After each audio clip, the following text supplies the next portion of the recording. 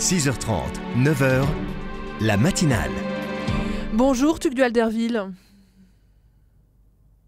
Bonjour Stéphanie. Alors, pas toujours facile de porter des convictions aujourd'hui en France. Eh oui, heureux les doux, ils posséderont la terre en héritage. Je m'accroche à cette promesse pour garder le mode d'expression paisible que j'ai choisi en conscience. Mais j'avoue qu'à l'intérieur, ça peut bouillonner quand certains contradicteurs s'acharnent à jeter de l'huile sur le feu. Ce fut le cas au récent Forum européen de la bioéthique de Strasbourg. Son titre général était « Mon corps est-il à moi ?» Invité à débattre sur le sous-thème de l'IVG, j'apprends que des groupes veulent m'empêcher de parler. Inquiets, les organisateurs m'assignent un garde du corps qui ne me lâchera pas d'une semelle. Ambiance. Au moment où je suis présenté de façon à la fois aimable et caricaturale, je suis hué par une partie du public. Défendant ma présence au nom du débat, l'animatrice obtient le calme tout en marquant son hostilité à mes convictions. J'espérais de vrais échanges sur la question pertinente de la place du ou des corps dans l'avortement. Mais la première oratrice n'aborde en rien cette question.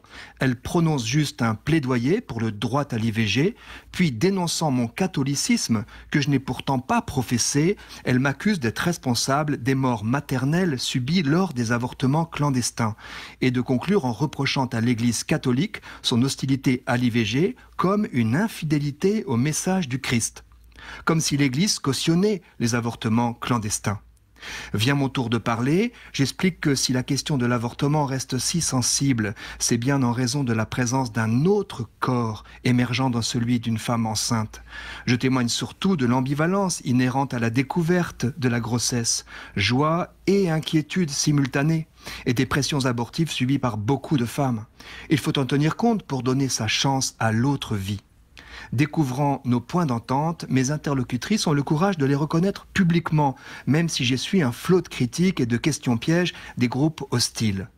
Sur le coup, j'ai vécu ce long débat paisiblement, mais éveillé au milieu de la nuit suivante, j'ai trouvé injuste et pénible d'être pratiquement traité de meurtrier sur un sujet où je suis engagé pour la vie fragile.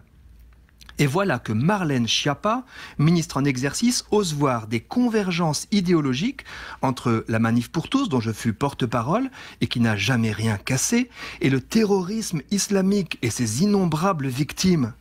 Je cherche une autre béatitude pour me pacifier. Allez, bon courage Tugdual Derville, on retrouve votre édito sur rcf.fr.